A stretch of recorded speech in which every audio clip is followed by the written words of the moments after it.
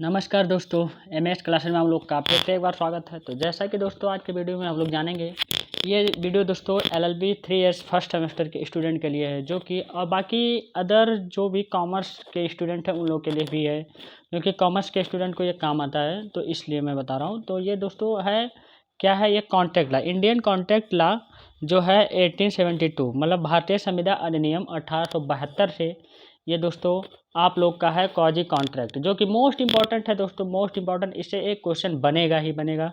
तो इससे जितने भी क्वेश्चन बनेगा मैं आपको एक ही वीडियो में आपको क्लियर कर दूंगा। तो आप लोग लास्ट तक बने रहिएगा, तभी आपको अच्छे से समझ में आएगा, बढ़िया से और सही से। एकदम फुल कोशिश कर रहा हूँ मैं दोस्तों कि आप लोग को पूरी तरह समझ में आ जाए, पूरी कोशिश करूँगा दोस्तों। तो लास्ट तक बने रहेगा।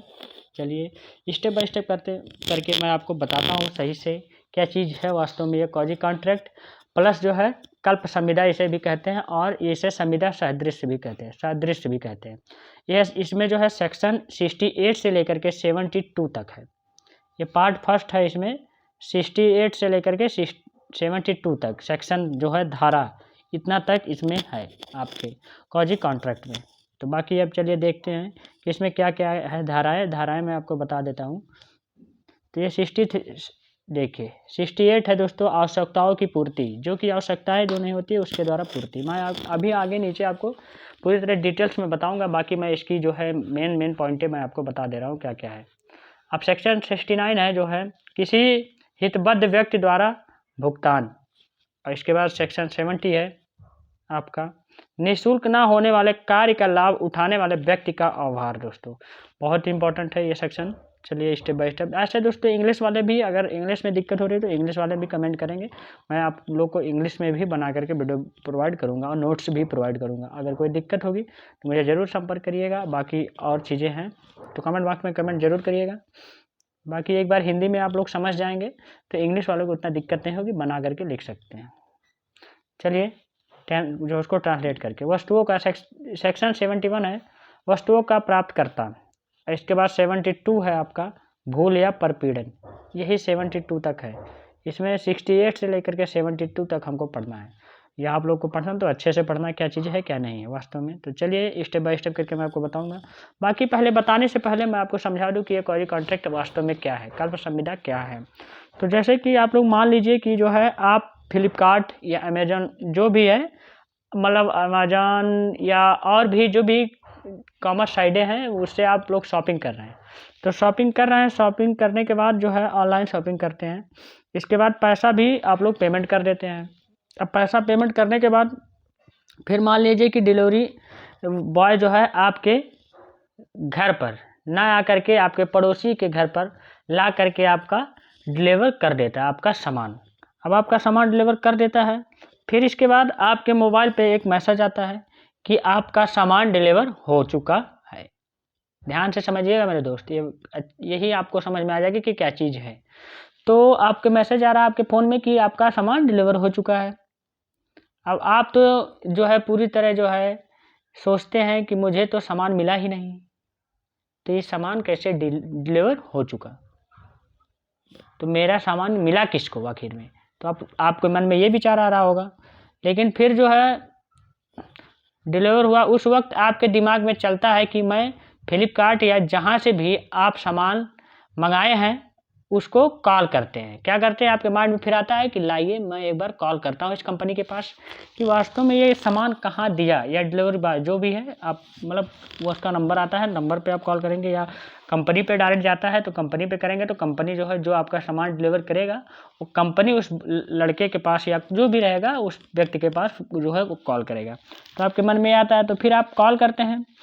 अब कॉल करने के बाद आप उसको बोलते हैं कि मैंने जो सामान को ऑर्डर किया था वो सामान मुझे मिला ही नहीं, लेकिन पैसा कट गया।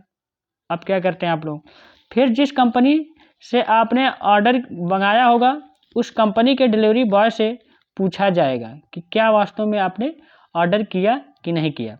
तो डिलीवरी बॉय बोलेगा जी हाँ हमने ऑर्डर कर दिया। किससे, कंपनी वाले से, आपसे नहीं बोलेगा, क्योंकि आपसे उससे डायरेक्ट बात नहीं हो पाएगी, क्योंकि यहाँ तक आ गया है कि डायरेक्ट आपको कंपनी में फ़ोन लगाना पड़ेगा। ये चीज़ें है, कंपनी के पास जाएगी तो उस कंपनी के जो होगा जो भी होगा तो कंपनी वाले पूछेगा डिलीवरी बॉय से क्या आप सामने सामान उसको डिलीवर कर दिया। तो वो बताएगा हाँ जी मैंने कर दिया, कि तुमने वो सामान डिलीवर कहाँ किया, मतलब फिर पूछेगा कंपनी वाले कि आपने कहाँ किया, तो वो बोलेगा, डिलीवरी बॉय बोलेगा कि जी मैंने एग्जैक्ट जगह पर कर दिया। इसके बाद फिर आपके मन में क्या आएगा, फिर आपके मन में जो है उन्होंने जहाँ बताया था वहीं मैंने किया, वो डिलीवरी बॉय बोलेगा। फिर उसके बाद वो डिलीवरी बॉय वहाँ जाएगा, उस व्यक्ति से या तो पैसा लेगा या तो सामान वापस लेगा।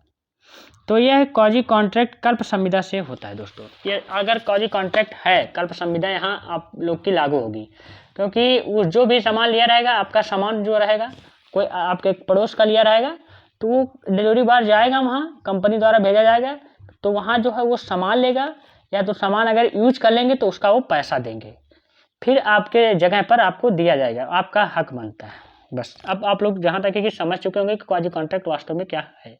क्वाजी कॉन्ट्रैक्ट यही है, बाकी मैं स्टेप बाय स्टेप करके आपको जो है सेक्शन वाइज मैं अच्छे से बताऊंगा, केस ला सहित पूरी तरह से, तो लास्ट तक बने रहेगा। आपको वास्तव यहीं से समझ में आ रहा है कि क्वाजी कॉन्ट्रैक्ट वास्तव में क्या है। चलिए स्टेप बाय स्टेप करके नोट्स के बाद डिफिनेशन अब हम लोग जान लेते हैं कि डिफिनेशन होता क्या है, क्योंकि आप लोग को एग्जाम में आपको डिफिनेशन लिखना पड़ेगा।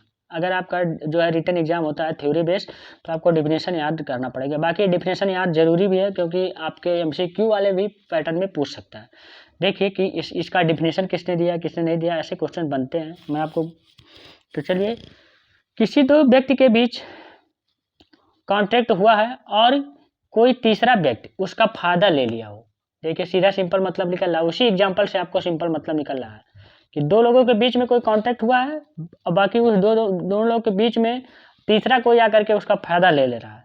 या तो वो सामान वापस करेगा या तो इस्तेमाल कर लिया होगा तो पैसा देगा, उसे ही हम क्वाजी कॉन्ट्रैक्ट कल्प संविदा कहते हैं। जान लीजिए आप लोग, यही हमने बताया, आपको एग्जाम्पल भी बता दिया कि ऐसे ऐसे होगा। बाकी यही डिफिनेशन है, एक सिंपल सा डिफिनेशन है साधारण वाक्य में। बाकी देखिए विनफील्ड द्वारा क्या कहा गया है। इन्होंने कहा है कि कल्प संविदा के निम्नलिखित परिभाषा दी है, ऐसे उत्तरदायित्वों को जिनका उल्लेख विधि के किसी अन्य शीर्षक के अधीन नहीं हो सकता, जिसे एक निश्चित व्यक्ति पर किसी अन्य विशिष्ट व्यक्ति को कुछ ध्यान देने को इस आधार पर लादा जाता है कि धन की देनगी न करने से पहले वाले व्यक्ति को जो है अनुचित लाभ होगा, ये कहा गया इनके द्वारा। बाकी और देखिए एक जूरिस्ट और थे, अनसन द्वारा कहा गया है, अनसन जूरिस्ट ये भी थे, तो इनके द्वारा कहा गया, तो थोड़ा मिस्टेक है, तो थोड़ा दिखने में दिक्कत हो रहा है, तो कोई दिक्कत नहीं, उतना तो समझ जाएंगे आप लोग। जैसे यहाँ कहा गया है, इनके अनुसार जो है विधि की किसी प्रणाली में कुछ परिस्थितियों लिखा है, परिस्थितियों में यह आवश्यक हो जाता है कि किसी करार को एक व्यक्ति को दूसरे व्यक्ति के लिए दायित्वहीन माना जाए, क्योंकि यदि ऐसा ना किया जाए तो पहले वाला व्यक्ति तो जो पहले वाला व्यक्ति है उस धन अथवा अन्य लाभ को प्रतिधारित कर सकेगा जिसका कि विधि के अनुसार कोई अन्य व्यक्ति अधिकारी नहीं है। अधिकारी है दोस्तों अधिकारी है, ये कहा गया है। तो इनके द्वारा तो दो डिफिनेशन आप लोग बहुत ज़्यादा है, क्या जरूरी है ज़्यादा याद भी नहीं कर पाएंगे, दो डिफिनेशन आपको याद होगा तो ये आपको एक पेज भर जाएगा। 4 से 5 पेज में लिखना रहता है इस बार, तो आपको एक पेज जान लीजिए इसी डेफिनेशन में ही हो जाएगा। उसको लिख दीजिएगा पहले वास्तव में क्या है क्या नहीं, इसके बाद ऐसे डिफिनेशन लिख दीजिएगा। बाकी जो डिफिनेशन पूछ रहा है इसके अकॉर्डिंग डायरेक्ट अच्छा 68 पोर्ट मिलता है धारा, तो उसके अकॉर्डिंग डिफिनेशन लिख लेंगे, इसके बाद ऐसे लिख तो आपका 3 से 4 पेज आपका हो जाएगा बढ़िया से अच्छे से। चलिए अब सेक्शन 68 देखते हैं हम लोग, क्या चीज़ है 68 वास्तव में। तो संविदा करने में असमर्थ व्यक्ति को या उसके लेखों को प्रदान की गई आवश्यक वस्तुओं के लिए दावा क्या है, अब इसके बारे में हम नीचे पढ़ लेते हैं क्या चीज़ है। यदि किसी ऐसे व्यक्ति को जो संविदा करने में असमर्थ है या किसी ऐसे व्यक्ति को जिसके पालन पोषण के लिए एक वैध रूप से आबद्ध हो, जीवन में उसकी स्थिति के योग्य आवश्यक वस्तुएं किसी अन्य व्यक्ति द्वारा प्रदाय की जाती है, तो वह व्यक्ति जिसने ऐसे प्रदाय किए हैं ऐसे असमर्थ व्यक्ति की संपत्ति से प्रतिपूर्ति पाने का हकदार है। देखिए ये बहुत इंपॉर्टेंट है, ये दे दिया गया, ये आपका ये इसका नीचे वाला मतलब इसमें क्या चीज़ था क्या नहीं था। तो 68 आपको समझ में आ चुका होगा वैसे, तो बाकी मैं उदाहरण के माध्यम से यहाँ बता देता हूँ, चलिए आपको भी बढ़िया से अच्छे समझ में आ गया होगा। चलिए देखते हैं। खा जो पागल है जीवन में उसकी स्थिति के योग्य आवश्यक वस्तुओं को प्रदाय का करता है। देखिए का करता है, ध्यान से समझिएगा। यहाँ ये कॉन्ट्रैक्ट ला है, ये दिमाग से निकलता बहुत तेज से, जल्दी समझ में नहीं आता, ये लैंग्वेज इसकी बहुत टफ है मेरे दोस्त। खा की संपत्ति से का की प्रतिपूर्ति पाने का हकदार है।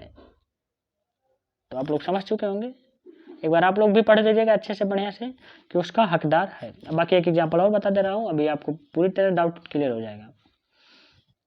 कॉन्ट्रैक्ट ला है, एक बार में नहीं समझ में आएगा मेरे दोस्त, बहुत ही हार्ड है। खा की जो पागल है पत्नी और बच्चों को जीवन में उनकी स्थिति के योग्य आवश्यक वस्तुओं का प्रदाय का करता है। खा की संपत्ति से का प्रतिपूर्ति पाने का हकदार है। ये भी जान लीजिए, खा एक ऐसा इंसान है जो पागल है पूरी तरह, उसकी जो है उनकी उसके लड़के बच्चे या बीवी की सबकी जो है परवरिश कौन कर रहा है? का कर रहा है। तो का कर रहा है, तो का जो है उनके खा के संपत्ति में हकदार पाने का हकदार है, उसे पाने का हकदार है, उसकी संपत्ति में हिस्सा पाने का हकदार है। बस इतना सिंपल सा जान लीजिए। आगे देखिए, तो आप लोग समझ चुके होंगे। तो केस ला देख लीजिए कि क्या है इसमें केस। तो इसमें केस है चैपल बनाम कूपर 1844 1844 में। इस वाद में जिसके बिना जीवित नहीं रहा जा सकता है, जैसे खाना कपड़ा स्थान, यही कहा गया इस वाद में कि जिसके बिना जीवित नहीं रह सकता। जैसे क्या है, खाना कपड़ा स्थान, इन लोग के बीच जैसे ETC और हैं, तो इस सब के जो है ना रहने से आप इंसान जीवित नहीं रह सकता, ये कहा गया। ज़्यादा मतलब बड़ा मत करिए, बाकी इस केस को पढ़ लीजिएगा एक बार मन करेगा तो, नहीं इतना लिख देंगे बहुत हो जाएगा। अब इसके बाद एक केस और लिख लीजिए, नोट डाउन आप लोग करिएगा जरूर। देखिए नोट डाउन जरूर करते जाइएगा, नहीं आपको बहुत बड़े समझ में आएगा। देखिए मोमेश बनाम जो है मैकफरलान 1760 से 1760 में हुआ था, 1005 से जो उसके वो थे। इसके बाद एक केस और है, देखिए सिंक्लेयर बनाम बांगम 1914। तो ये केसेस आप लोग पढ़ लीजिएगा, थोड़ा बहुत इसी से रिलेटिव है, बहुत इंपॉर्टेंट। बाकी केस भी लिख देंगे तो अच्छे से बढ़िया से आप लोग नंबर पा जाएंगे। देखिए इंपॉर्टेंट है क्योंकि आप ला पढ़ रहे हैं तो केस बहुत इंपॉर्टेंट है। केस नहीं लिखेंगे नंबर आपका कटेगा। आप पूरा लिख दीजिए, केस नहीं लिख रहे हैं तो दिक्कतें होंगी आपके साथ। तो आप लोग बाद में मत कहिएगा, इसीलिए मैं कई बार चेतावनी दे दिया हूँ कि आप लोग जो है केस जरूर लिखिएगा, चाहे एक ही केस लिखिए लेकिन लिखिए। देखिए अब सेक्शन 69 देख लीजिए आप लोग। किसी हितबद्ध व्यक्ति द्वारा भुगतान, वह व्यक्ति जो उस धन के जिसके संदाय के लिए कोई अन्य व्यक्ति विधि द्वारा आबद्ध है, संदाय में हितबद्ध है और इसलिए उसका संदाय करता है, उस अन्य से प्रतिपूर्त है पाने का हकदार होगा। अब उदाहरण के माध्यम से समझिएगा, क्योंकि यहाँ इसका मतलब नहीं समझ में आएगा आपको अच्छे से बढ़िया से, क्योंकि बहुत हार्ड है ये। चलिए उदाहरण के माध्यम से आप लोग को अभी पूरी तरह एकदम डाउट क्लियर हो जाएगा। माना कि किराएदार या मकान मालिक, एक किराएदार और एक मकान मालिक है के बीच में एक एग्रीमेंट हो जाता है। अब एग्रीमेंट होने के बाद कि जो है कह रहा है कि तुम मेरे घर में रहो, बाकी मैं जो है बिजली और RO ETC मतलब का पेमेंट मैं करूँगा, तुम अपना जो है मकान का मतलब रूम का किराया सिर्फ देना। ये कह रहा है कौन? मकान मालिक। मकान मालिक कह रहा है कि तुम मेरे घर में रहो, बाकी तुम जो है RO और पानी का जो है किराया मत देना, सिर्फ आप अपने कमरे का किराया दीजिएगा, बाकी मैं सब कुछ दूंगा, ये कह रहा है मकान मालिक।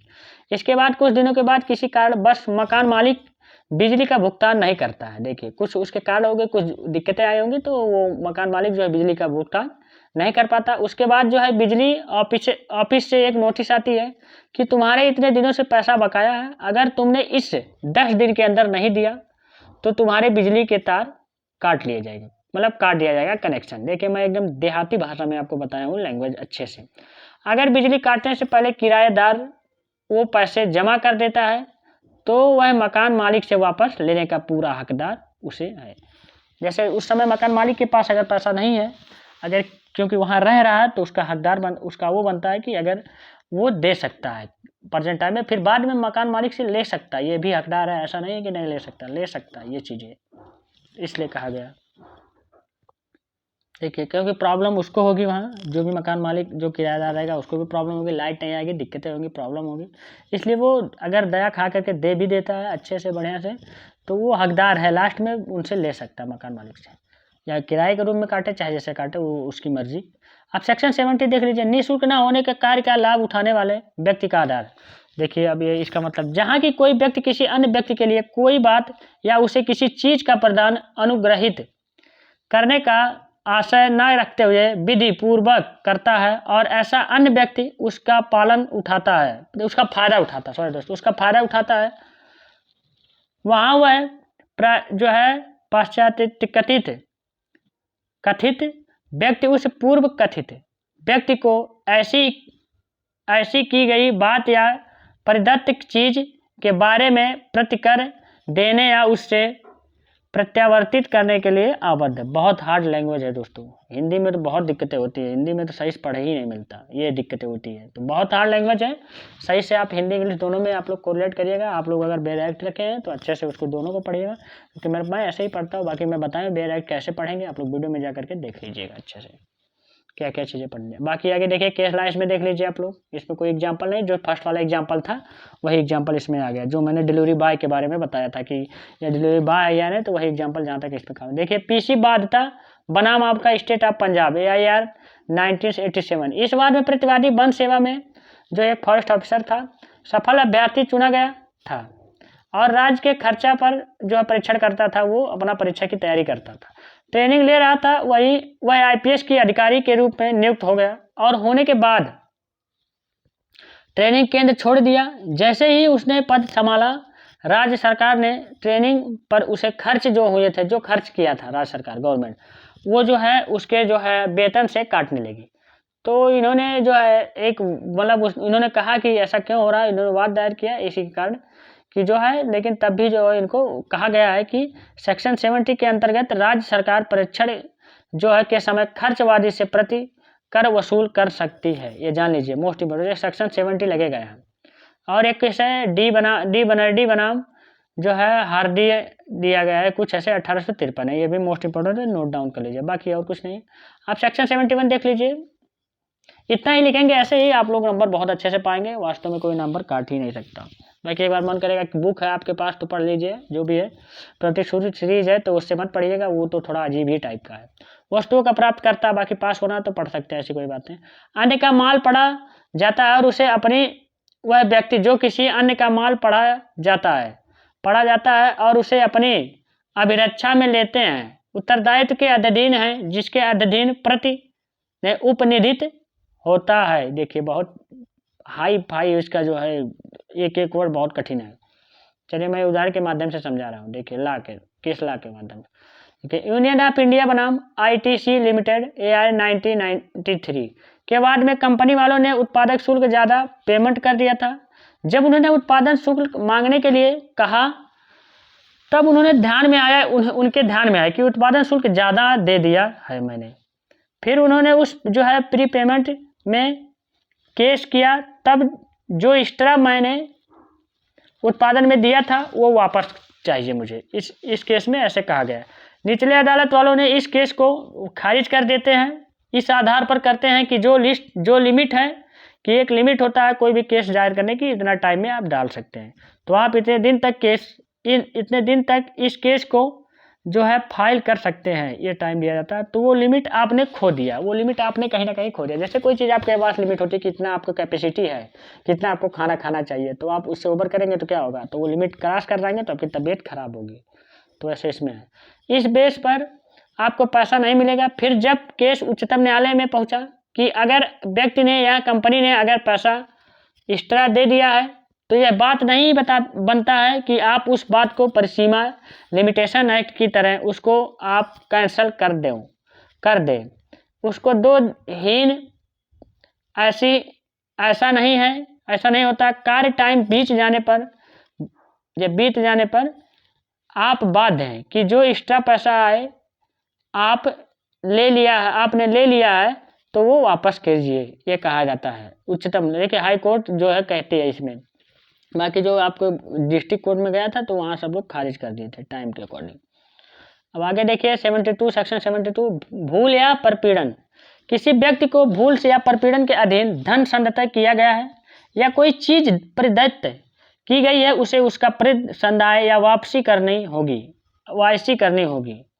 जैसे एग्जाम्पल के तौर पर देख लीजिए आप लोग, का व खा संयुक्त गा के 100 रुपये के देनदार हैं अकेला का ही गा को वह रकम का खा को प्रतिसंधाय करने के लिए अब गा आबद्ध है, ये कहा गया। बाकी केसला अभी समझेंगे तो आप लोग को पूरी तरह समझ में आएगा। जैसे केसला टीएम बनाम जो है काफ़ी बोर्ड जो है, टीएम जो होता है एक, इसके बाद काफ़ी बोर्ड 1969 में। देखिए एक जब एक फार्म था और जो टीएम फार्म था, इसके बाद एक काफ़ी बोर्ड था। काफ़ी बोर्ड क्रय खरीदता है, फिर जो भी मूल्य होता है सब कुछ वो दे देता है। उसके बाद काफ़ी बोर्ड कुछ और रकम की मांग करती है, फिर से तो फार्म विरोध करता है। भाई वहाँ का जो फार्म होता है, फार्म मतलब क्या होता है, फार्म जो होता है, तब कहा गया कि जो आप जो है डिपॉजिट मनी दिए हैं उस मनी से काट लिया जाएगा। डिपॉजिट डिपॉजिट हम बोल दिए, ये डिपॉजिट है। जो डिपॉजिट मनी, जैसे कोई भी आप कमरा लेने जाते हैं या कोई चीज़ लेने जाते हैं तो पहले आपको डिपॉजिट देना पड़ता है। जो सिटी में बहुत बड़े बड़े सिटी में है ऐसा।